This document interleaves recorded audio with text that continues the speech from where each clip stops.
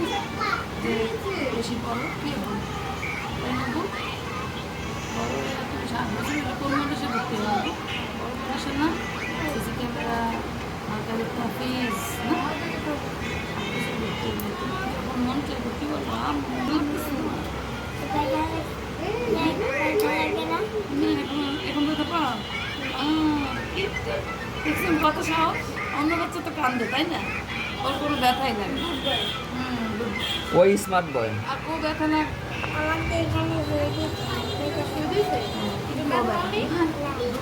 দুই সিরিঞ্জ রক্ত নিচ্ছে তাই না